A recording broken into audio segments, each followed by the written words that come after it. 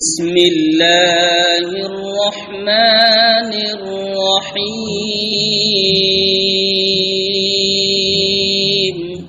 আসসালামু আলাইকুম ওয়া ৰাহমাতুল্লাহি ওয়া বাৰাকাতুহু।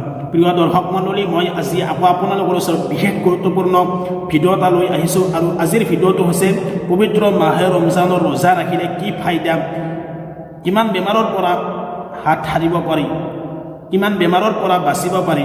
এই বিষয়ে আমাৰ অসমৰ এজন ডাঙৰ ইউটিউবাৰ যিজনৰ নাম হৈছে ডিম্পু বৰুৱা, তেওঁ এটা ভিডিঅ'ৰ ক্লিপ আগবঢ়াইছে আৰু ডক্টৰ পংকজ পাঠক তেওঁ এটা ভিডিঅ' আগবঢ়াইছে আৰু এই ডক্টৰ পংকজ পাঠকে যিটো ভিডিঅ' আপলোড কৰিছে সেই ভিডিঅ'টো ভাইৰেল হৈ পৰিছে আৰু বহুত বেমাৰৰ পৰা হাত সাৰিব পাৰে বুলি তেওঁ উল্লেখ কৰিছে।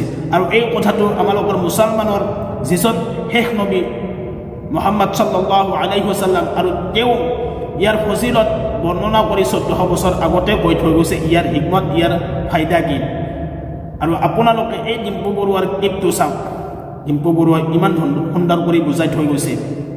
এইটোৱে আৰু চাব আৰু আপোনালোকে ফাষ্টিং কৰিব ধৰিব আৰু যিখিনি ৰোজা ৰাখি আছে বহুত মানে বেষ্ট অফ লাক, কংগ্ৰেচুলেশ্যন চব দিছোঁ। আপোনালোকে নিজৰ দেহাটোৰ লগত বহুত এটা ভাল প্ৰেক্টিচ কৰি আছে আৰু যোনে ৰোজা ৰখা নাই চেষ্টা কৰক ৰাখিব, কাৰণ আপোনালোকতো মুছলমান হয়, ইছলাম হয়, আপোনালোকৰ ধৰ্মত এইটো আছে, আমাৰ ধৰ্মতো আছে, সকলো ধৰ্মতে আছে, কিন্তু মুছলমানৰ ধৰ্মত 1 মাহ ইণ্টাৰমিডিয়েট ফাষ্টিং মজাকৈ আছে। মানে আপোনালোকে ডিম্পু বৰুৱাৰ এই ভিডিঅ'ৰ ক্লিপটো চালে তেওঁ ইমান ধুনীয়াকৈ বুজাই দিছে আৰু তেওঁ আহ্বান জনাইছে যে বেছি বেছিকৈ যিসকলে ৰোজা ৰখা নাই ৰোজা ৰাখক বুলি আহ্বান জনাইছে।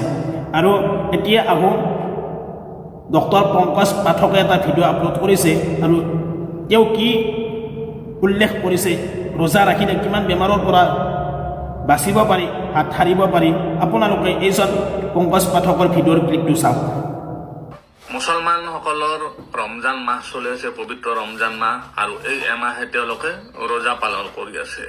ৰোজা মানে তেওঁলোকে ৰাতিপুৱা উঠিব, সূৰ্য উদয় হোৱাৰ আগৰ পৰা, সূৰ্য উদয় হোৱাৰ আগতে তেওঁলোকে কিছু পৰিমাণে একদম কম পৰিমাণে খাদ্য খাব, ফল মূল খাব, আৰু গধূলি তেওঁলোকে ইফতাৰ বুলি কৈ কিছু পৰিমাণে ফল মূল আদি তেনেকুৱা খাদ্য খায় আৰু গোটেই দিনটো উপবাসী থাকে। এই উপবাস থাকিলে কি হয়, শৰীৰত গোটেই বছৰটোত জমা হোৱা যিবিলাক বেয়া বস্তু আছে গোটেই শৰীৰটো ডিটক্স হৈ যায়। আমি হিন্দু মানুহে ইয়াক উপবাস বুলি কওঁ আৰু তেওঁলোকে ৰোজা বুলি কয়। আমি সপ্তাহত এদিন বা কিছুমানে মাহত এদিন বা কিছুমানে 15 দিনত এদিন যিদৰে উপবাস ৰাখোঁ, তেওঁলোকে এমাহত একেলগে বছৰত এমাহ এনেকৈ ৰোজা ৰাখি উপবাস পালন কৰে, যাৰ ফলত শৰীৰটো ডিটক্স হৈ যায়।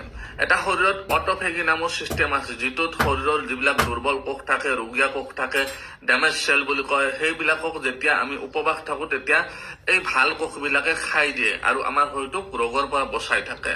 যিবিলাক কোষে ৰোগৰ সৃষ্টি কৰিব পাৰে তেনেকুৱা কোষক এই অট'ফেগি ছিষ্টেমটোত বৈজ্ঞানিক মতে কি হয়, ভাল কোষবিলাকে খাই দিয়ে আৰু শৰীৰটোক বেমাৰ হোৱাৰ পৰা বচাই ৰাখে।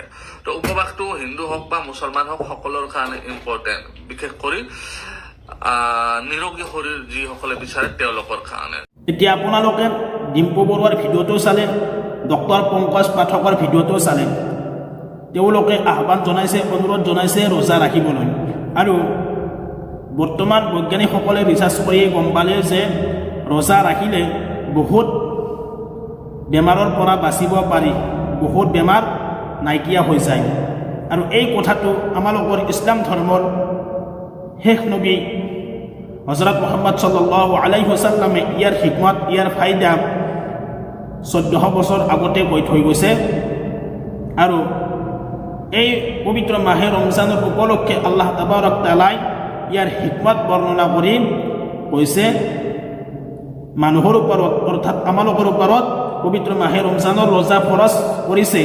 আৰু এই পবিত্ৰ মাহে ৰমজানৰ ৰোজা অকল আমালোকৰ ওপৰত ফৰজ কৰাই নহয়, আমাৰ আগত যিবিলাক পূৰ্বপুৰুষসকল গুচি গৈছে, যিসকল আগৰ নবীসকল গুচি গৈছে, তেওঁলোকৰ উম্মতবিলাককো ৰোজা ফৰজ কৰিছিল।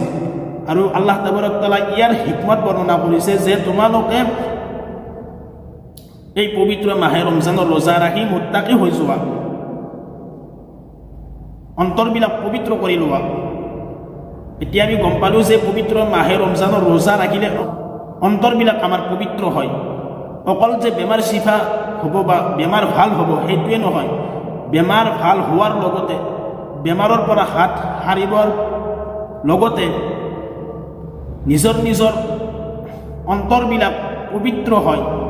যিবিলাক আমাৰ অন্তৰত বেয়া ময়দা থাকে, বেয়া চিন্তা ধাৰণা থাকে, এই ৰোজা ৰখাৰ ফলত অন্তৰৰ বেয়া চিন্তা ধাৰণাবিলাক গুচি যায় আৰু মুত্তাকি হৈ যায় মানুহে।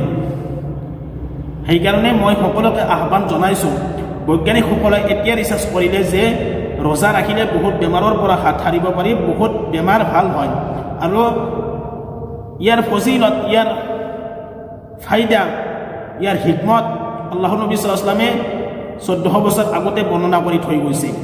আৰু আল্লাহ তাবাৰক তাআলাই কৈছে অকল ৰোজা ৰাখিলে বেমাৰ ভাল হোৱাই নহয়, ৰোজা ৰাখিলে মানুহৰ অন্তৰ পৰিষ্কাৰ হয়, মুত্তাকি হয়, অন্তৰবিলাক পৰিষ্কাৰ হয়। সেইকাৰণে মই সকলোকে আহ্বান জনাইছোঁ, সকলোৱে পবিত্ৰ মাহে ৰমজানৰ ৰোজা সম্পূৰ্ণ ৰাখিবলৈ চেষ্টা কৰিব আৰু যিসকলে ৰখা নাই অনাগত দিনবিলাকত অহা বছৰ ৰমজান মাহ আহিলে সকলোৱে নিয়ত কৰক যাতে অহা বছৰ পৰিপূৰ্ণ হিচাপে পবিত্ৰ মাহে ৰমজানৰ ৰোজা ৰাখিব পাৰোঁ, তাৰ কাৰণে নিয়ত কৰক এতিয়াৰ পৰাই। আৰু যিসকলে ৰখা নাই তেওঁলোকে তওবা কৰক আল্লাহৰ ওচৰত, আল্লাহে যাতে মাফ কৰি দিয়ে আৰু যাতে আমি এই পবিত্ৰ মাহে ৰমজানৰ ৰোজা ৰাখি বেমাৰবিলাক আমি ভাল কৰিব পাৰোঁ আৰু অন্তৰখন যাতে আমাৰ পবিত্ৰ হয়, সেইটোৱে আমাৰ লক্ষ্য হ'ব লাগে সকলোৰে ইনশাআল্লাহ।